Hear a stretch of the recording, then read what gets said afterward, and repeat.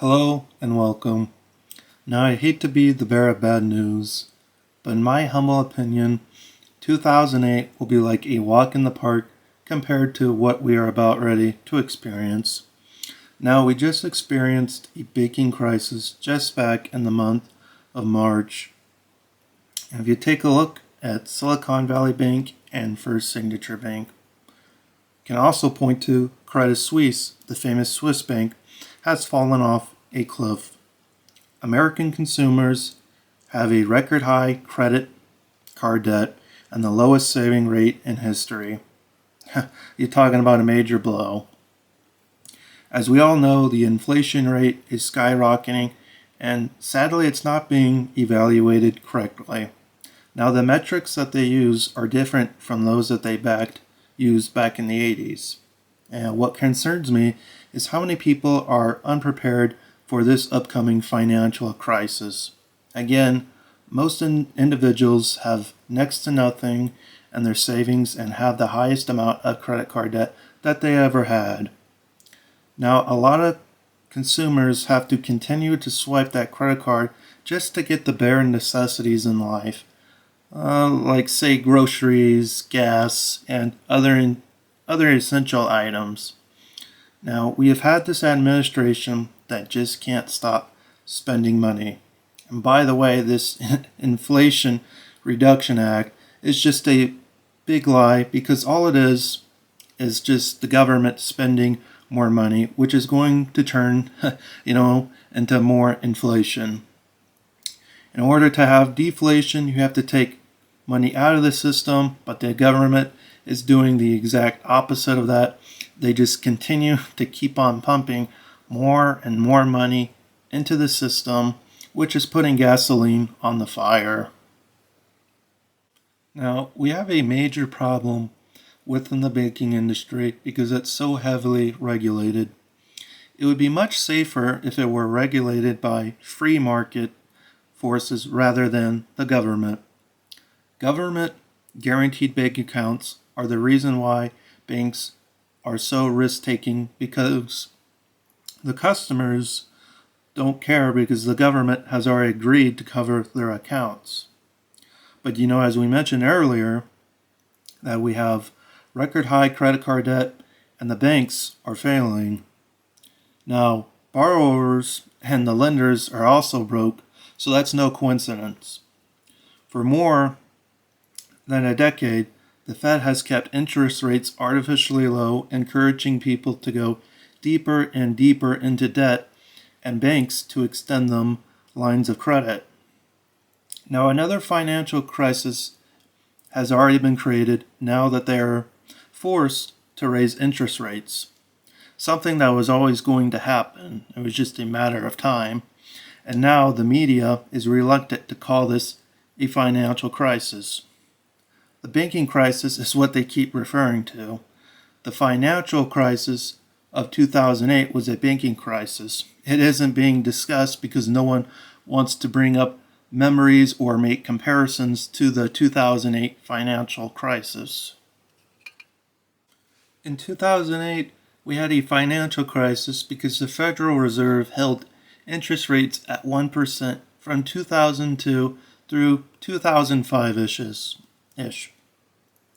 That era of cheap money gave rise to adjustable rate mortgages, zero doc loans, no down loans, and we inflated a housing bubble and a lot of these real estate loans predictably. Now, back then, when the Fed finally realized that they had to raise rates, when the Fed eventually normalized rates and got them back up to around 5%, and then we had a financial crisis. But the government cut it too short with quantitative easing and zero interest rates. However, we had 0% interest rates for more now than a decade. Since the 2008 financial crisis, the Fed has made many more monetary policy mistakes, and as a result, a much bigger credit bubble has now been created, and banks are in far worse shape than they were in 2008, especially the two big to fail banks that we bailed out, which are now much larger and much more insolvent than they were back then. And as a result of what the Fed did after 2008 financial crisis, this new financial crisis will be much worse. I won't lie, this is something that keeps me up at night because of this upcoming financial crisis. So this will get out of hand, and the Fed will be forced to pivot and cut interest rates in an attempt to bail out banks. In addition, this means that inflation that we encountered back in 2022 is just a tip of the huge iceberg, and our inflation rates are going to be in double digits, really as far as the eye can see. Now, banks haven't paid enough into the FDIC because now, since there's only roughly $100 billion, and we have $18 trillion in deposits. So since the $100 billion is sitting in U.S. Treasury bonds, it has already been loaned to the U.S. government. To bail out the banks, they would have to sell Treasury bonds, but there isn't enough cash since the banks haven't paid enough. And by the way, in 2008, the insured deposit limit was only $150,000. After the crisis of 2008, they decided to raise it up to $250,000. And to be honest with you, we shouldn't even have FDIC. During the 1930s, Roosevelt created it as part of a New Deal. And due to all the bank failures during the 1930s, it was an overreaction to the Great Depression without government insurance. Before we had FDIC, our banking system was much sounder. In those days, banks were responsible for their customers, so they had an incentive to do so. They were held accountable. Due to the lack of research, there is no accountability now. After the money is deposited, most people do not care what the banks do with it. The short answer is no. Even the large investors or depositors, say at Silcon Valley Bank, who had millions and millions of dollars, didn't care what the bank did with their money because they knew that if anything went wrong, the government would just bail them out, and that's exactly what they did. It's very reckless and very dangerous when they do these certain things. In other words, it's doubling down on a bad policy. Now, there will be a greater moral hazard as a result. However, they are trying to undo the damage they caused by bailing out some of these banks while leaving the impression that others might be at risk. And due to this, people are rushing to put their money into insolvent banks, causing a run on solvent banks. So if the government magically insures more bank deposits, where is the money going to come from? The unfunded liability is just another unfunded liability added to the massive unfunded debt. And the already unpayable funded debt, it's so laughable of what they're doing. And all of it will be inflated away. So everyone's bank account is at risk because inflation will destroy the purchasing power of your money. And that's what people need to worry about.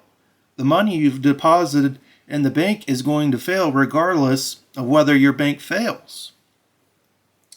So I know I'm rambling and ranting, and the following is not financial advice, but here's what I'm doing in order to prepare for the upcoming financial crisis.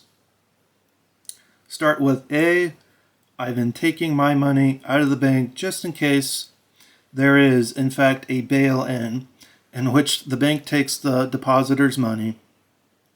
Now remember, money that you have in a bank account is technically not yours. It belongs to the bank.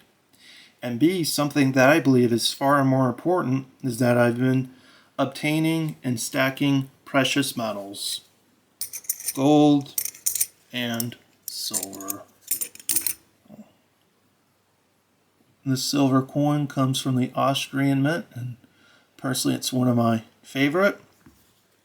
And what I've also been doing is I've been stacking some of these 1/10 of an ounce gold silver eagle. So,